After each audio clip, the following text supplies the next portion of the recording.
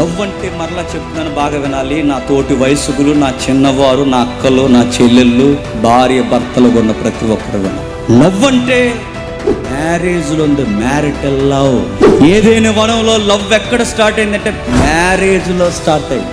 Love అన్న దానికి నిలువెత్తు అర్థం మ్యారేజ్లోనుంది. లవ్ అన్న దానికి నిలువెత్తు సాక్షి వివాహంలోనుంది. అందుకే పరమగీతాల్లో ఏముందంటే లవ్ ఉంది. ఆ లవ్ భార్య భర్తల మధ్య ఒక స్వచ్ఛమైన ప్రేమ ఉంది, ఒక స్వచ్ఛమైన ఒక వ్యక్తీకరణ ఉంది.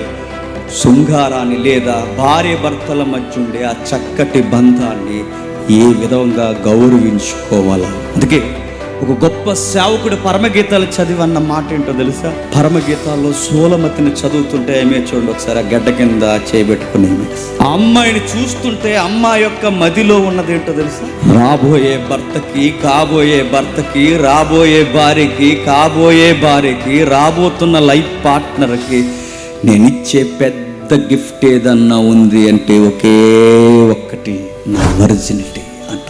రాబోయే భర్తకి, రాబోయే భర్తకి, కాబోయే భార్యకి, నా జీవిత భాగస్వామికి నిన్ను దాసిచ్చిచ్చే బహుమానం ఏదన్నా ఉందంటే నా జీవితాన్ని నేను భద్రంగా పట్టుకెళ్ళి నా లైఫ్ పార్ట్నర్ చేతుల్లో పెట్టడమే నేను ఇచ్చే పెద్ద బహుమానం. That is Paramageetha. అమ్మాయి అదే ఎదురు చూస్తుంది, అమ్మాయి అదే చూస్తుంది, ఆ ప్రియుడి కొరకు ఎదురు చూస్తుంది. ఎంతవరకు? ప్రియుడు వచ్చేంత వరకు. వివాహానికి సంబంధించిన విషయాలు నాన్ స్టాప్గా మాట్లాడే గ్రంథం ఇది. వివాహ బంధాన్ని గురించి వ్యక్తీకరణ చేసే గ్రంథం ఇది.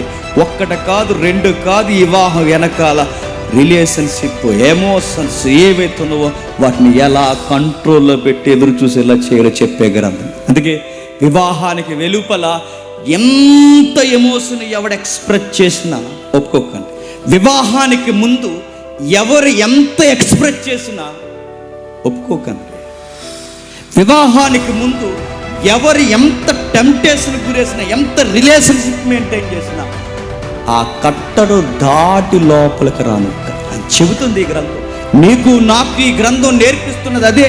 ఆ వివాహానికి వెలుపుల నుండి ఏది బయటికి రావడానికి ఎలా ఉండాలంటే సోలమతి అంటుంది, యెరూషలేము కుమార్తెలారా లేదా యంగ్ గర్ల్స్, నన్ను చూడు, నేను వెయిట్ చేస్తున్నాను నా ప్రియుడు. ప్రియుడు అనగానే షారుఖ్ ఖానో, ప్రియుడు అనగానే మహేష్ బాబు, ప్రియుడు అనగానే కాలేజీలో చదివేవాడు, ప్రియుడు అనగానే రోడ్లను తిరిగే బలాదురుగాడు కాదు. ప్రియుడు అనగానే కాబోయే భర్త కొరకు ఎదురు చూస్తున్నాడు. ఆ కాబోయే భర్త పద్ధతులతో వచ్చేవాడు కొరకు ఎదురు చూస్తాడు. అప్పటి వరకు జవ దాటను గాక దాటను, వచ్చేవాడికి నేను ఇచ్చే గిఫ్ట్ ఒకే ఒకటి, నా హోలీనెస్ తన గిఫ్ట్. అలా స్టార్ట్ అవుతుంది కదా. స్టార్ట్ అవుతూ ఎన్ని విచిత్రమైన మాటలతో స్టార్ట్ అవుతుంది. ఒకసారి ఆ వచనం చదువుతాను. నాకు వచనం 2వ అధ్యాయం 7వ వచనం. యెరూషలేము కుమార్తెల పొలములలోని ఇరులను బట్టి, లేళ్లను బట్టి మీ చేత ప్రమాణము చేయించుకొనుచు ప్రేమకు ఇష్టమగువరు మీరు లేపకయు దానిని కలతపరచుకయు ఉండుడని మిమ్మును బతిమాలుకొనుచున్నాను. నా మ్యారిటల్ లవ్ని మీకు ఎందుకు నేను ఎక్స్ప్రెస్ చేస్తున్నానంటే మీకు కూడా అలాంటి మ్యారిటల్ లవ్ ఉందని వెయిట్ చేయండి అని చెబుతున్నాను. కంగారు పడకండి. పరమగీతాలు భూత పుస్తకం కాదు, పరమగీతాలు నైతికమైన విలువలున్న పుస్తకం.